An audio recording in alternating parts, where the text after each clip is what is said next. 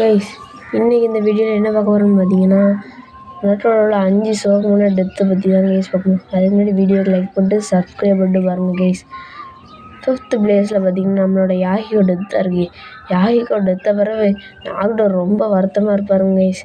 அப்புறம் ரெனிங்கன்னு ஆக்டிவேட் ஆகிடும். அவ்வளோதான். இனிமே ரெஸ்டி தான் போட்டு அங்கே இருக்க எதிரிங்களை பூரா பொழந்து விட்டுட்டு நம்ம எல்லோரையும் 4th பிளேஸில் பார்த்தீங்கன்னா சிஷி யுச்சிகாவோட டெத் தான் கைஸ் இருக்குது. இப்போ சிஷிக்கு யுச்சிகா இறந்த பிறகு இட்டாச்சிக்கு வரும் பாருங்க கோவம். அவ்வளோதான்.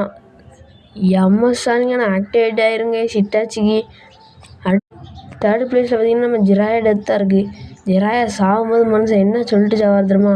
நருட்டோ, நான் அவங்க கூட இந்த தண்டா எனக்கு ரொம்ப நல்ல நேரம். உன்னை விட்டு எனக்கு சொந்தம்னு யாருமே சொல்லிக்க இல்லைடா.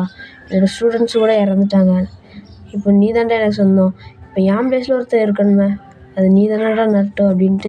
2nd பிளேஸில் நம்ம இட்டாச்சி உச்சிகா டெத் தான் கைஸ் இருக்குது. இட்டாச்சி உச்சிகா டெத்தை பார்த்துனா நைட் நான் தூங்கவே இல்லை கைஸ்.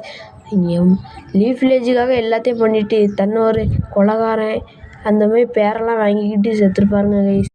தன் தம்பி கூட இருந்தது தான் கைஸ் அவரோட ரொம்ப அவருக்கு பிடிச்ச நேரமும் கூட. அவர் தம்பியை கொல்லாமல் அவரோட கிளானே கொண்டு சாய்ச்சிருப்பாருங்க கைஸ் நம்ம இட்டாச்சி உச்சிகா. அடுத்து 2 டெத் தான் கைஸ். இந்த 2 டெத்துக்கும் நீ சொல்லிதக்க என்னடா சம்மதம் அப்படின்னு கேட்டுடுறாங்க. 4th கிரேட் நிஞ்சா வரைக்கும் அதான் காரணம். அவர் செத்த பிறகு ஒபிட்டோக்கு வந்துச்சு அவர் ஒயிட் ஜுட்ஸு. அதனால் இவன் பிளாக் ஜுட்ஸுகிட்ட போய் ஒபிட்டோ ஐடியா கேட்டான். அது 4th கிரேட் நிஞ்சா வரையும் ஆரம்பிச்சு விட்டுட்ட. அதனால் இந்த 2 டெத் தான் நான் சொல்லுவேன். Okay guys.